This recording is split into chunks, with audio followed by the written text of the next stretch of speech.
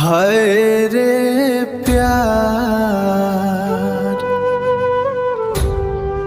जियत जियत मार देलू ए जान।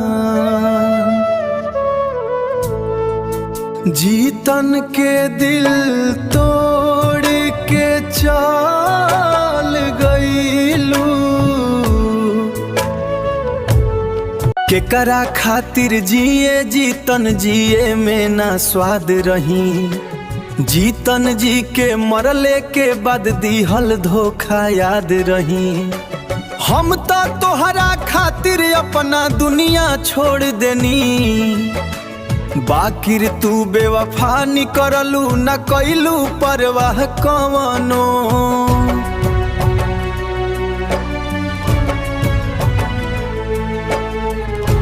तोहर धोखा याद रही। मरले के बादो याद रही। जे दिल तोहरा पे मर गइल ओकरा के बस बर्बाद कइलू। तोहर धोखा याद रही।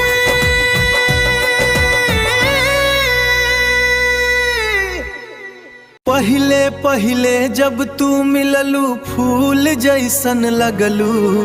मीठ मीठ बतिया से दिल में धीरे धीरे बस गईलू।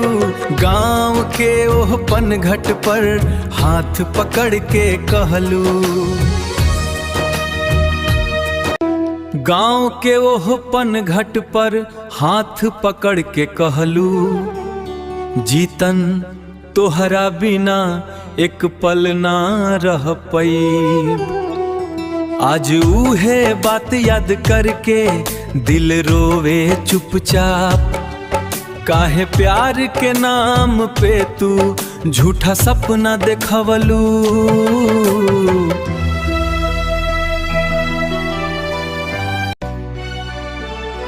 तोहर धोखा याद रही। मरले के बादो याद रही। सच प्यार के कदर न कइलू। दिलवा के राख बना दिहलू।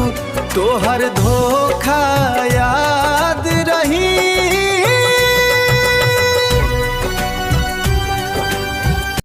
अब तो अकेलेपन में बस तोहरे गीत गुनगुनाइल जाला। टूटल दिल के दर्द आँख से लोर बन टपक जाला। ना केहू अपना लागेला ना दुनिया में चैन बा। जीतन के अधूरा मोहब्बत आजुओ बेचैन बा। तोहर दिहल धोखा जिंदगी भर याद रही। कबरिया पर अगर कबहू तू रोवे आवे सनम।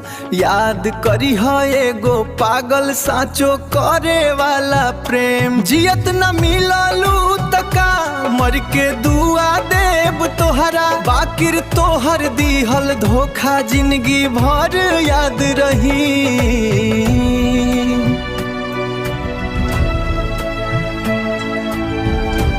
केकरा खातिर जिए जीतन जिए में नया स्वाद रही। जीतन जी के मरले के बाद दिहल धोखा याद रही। तोहर धोखा याद